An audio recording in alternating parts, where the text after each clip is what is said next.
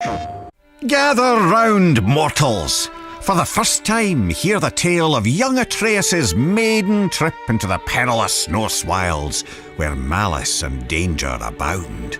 Attempting to help a vulnerable creature, the boy wandered out beyond his protected woods alone. But I can't tell the whole story here, can I? You'll have to step inside.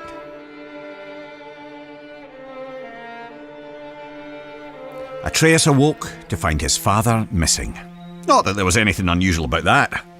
Tasked with retrieving their dinner, Kratos would often take leave on day-long hunts. Why it took all day, Atreus never fully understood, but he knew better than to ask. After a quick breakfast, the boy got up and headed outside to practice his archery. He drew his bow taut, let his deep breath loose, and released an arrow. It sailed far beyond his target, becoming just another stick in the woods. The boy sighed. He'd have to find it later, likely when he wasn't looking for it. Determined to hit the target this time, he grabbed another arrow and focused hard. He held the string till his arm burned and let it fly. A bullseye! Well, almost. Maybe if you looked at it from a certain angle. You know. His mother called, and though he wasn't quite done yet, Atreus put his arrows down and went inside. Every day she would teach him, mostly language and archery. Honestly, the kid was pure dead brilliant, reading and writing on his own already. Today she gave him a lesson he was especially excited about. The creatures of the Norse wilds. Berserkers, trolls, witches, and even the undead. After answering her son's many questions, Atreus' mother sent him back out. He fired a few arrows, missing with most of them. He wasn't a bad archer, really, but he wasn't easy on himself either. Frustrated, the little bairn sulked off into the woods.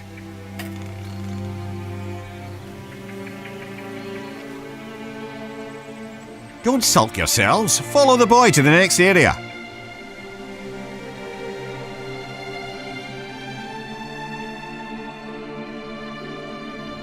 Atreus climbed up and sat cradled in the branches of one of his favourite trees. On days like this, he liked to close his eyes, listen to the forest, and let his mind wander. This kind of solitude never felt lonely to him, perhaps because he could hear things others could not. Ever since he could remember, the thoughts of others, animals mostly, could intrude upon his own. He couldn't much control it, and he didn't tell his mother or father of it, but it only added to the boy's absolute captivation with what adventure might lie past his all-too-familiar woods. As Atreus craned his head in an attempt to hear even farther, a desperate cry for help crept in at the edges of his mind. Not a whisper in his ears, but rather a shout inside his skull. Atreus shot up, and as he did, heard a second voice, a call to adventure, taunting him with the promise of a hero's journey. He jumped down from the tree and ran toward the voices. They grew louder and louder, overwhelming him to the point that he halted abruptly, stumbling as his inertia nearly overtook him. He hesitated there, knowing it would displease both his parents to venture further. In response, the voices only grew more urgent, demanding his attention. The lad could barely concentrate with this cacophony filling his head. He decided to follow the cry for help. Even as he did, the other voice derided the boy, calling him a coward. But if Atreus were to disobey his parents, it would have to come with good reason. Surely, he thought, they couldn't be too upset at him for responding to a distress call. Nearly convincing himself this might be true, Atreus took a deep breath and stepped out of the protected woods he'd known all his life into the foreboding Norse wilds.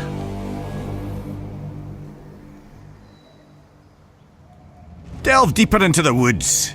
Unless, of course, you're too frightened.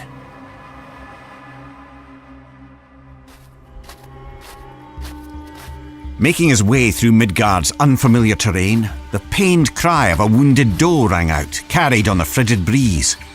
After attempting to study the patterns of nearby tree roots to use as a guide back home, he set off in the direction of the injured animal.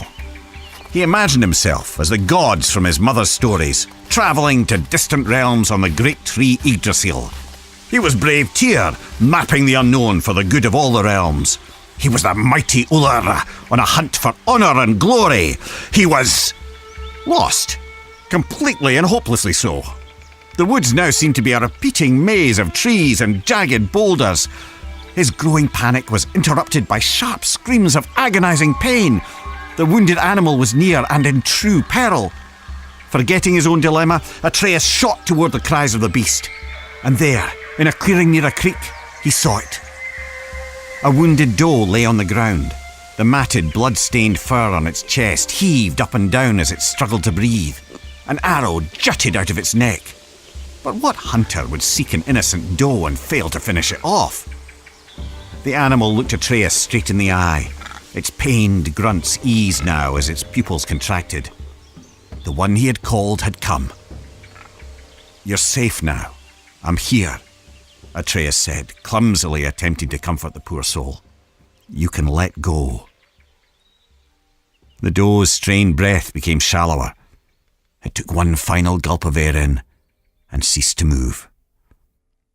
Atreus laid his hands on the doe's heart and softly recited Norse death rites, inspired by his mother's teachings. The boy sighed, and his eyes drifted upward. As they did, he noticed there was far too much blood on the ground for a simple arrow wound. The red stains in the snow trailed off into the deeper brush. Atreus jumped to his feet to follow it.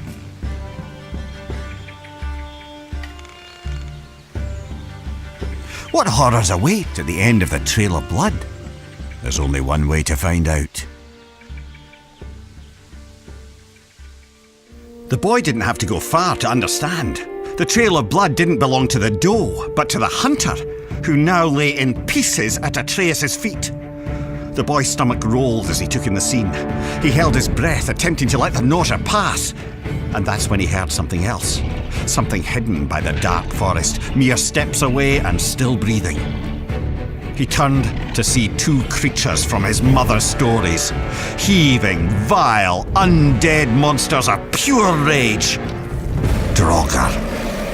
Atreus' eyes grew wide as they met the empty sockets where the Draugr's eyes were supposed to be. The larger one roared, then it charged. The boy went for his quiver. He found an arrow, but lost his footing. Crashing to the ground, the Draugr rushed ever closer. The larger one plucked Atreus from the ground. The monster bellowed, spraying rotten teeth and flaps of decaying gums. Its half-tongue flailed blindly like the death throes of a headless snake. It was disgusting. In desperation, Atreus stabbed out with his arrow again and again and again, and by pure chance he connected, striking the Draugr through a hole in its skull. The monster dropped him as he continued to scream and stab. The boy was lucky, but there was no time to celebrate. As the second Draugr raised his blade, Atreus shot an arrow. It exploded against the Draugr's sword, shattering it to pieces. Quicker than the boy could react, a shard of the blade sliced into his arm. He yelled out in torturous pain. But as the Draugr drew in for the final kill, Atreus wasn't afraid anymore. He was angry. The blinding pain turned to white-hot rage as his ears pounded. His vision glazed to pure red. As the creature bellowed with fury, so did Atreus. Two warriors with nothing left but anger and pain. The last thing the boy saw before the world went black was a ghostly white hand grabbing the Draugr by its throat. A small, quiet question escaped Atreus' lips before he fell unconscious. "Father?"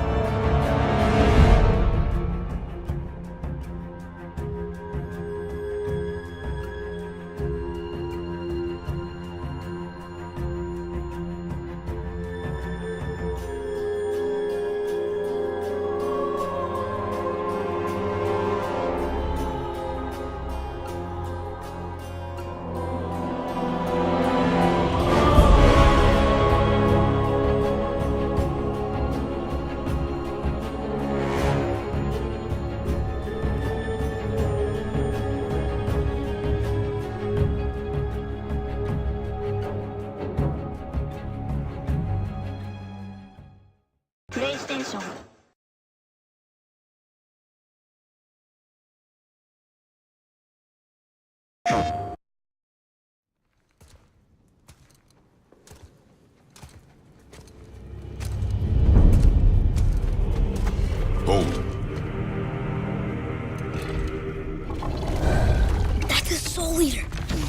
kills us. That's it. No Valhalla, no hell, no afterlife, ever. It does not attack. Ah.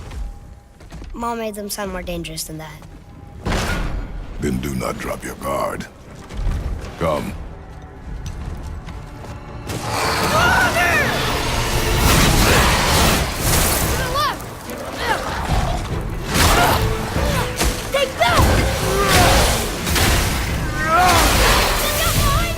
Get back! Nice! See ya! Above us!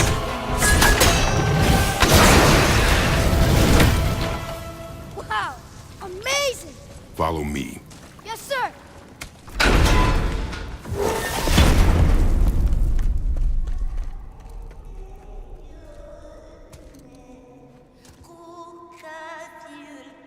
That doesn't sound like a soul eater.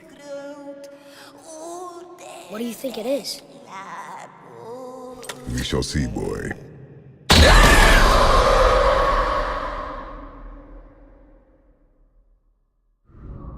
PlayStation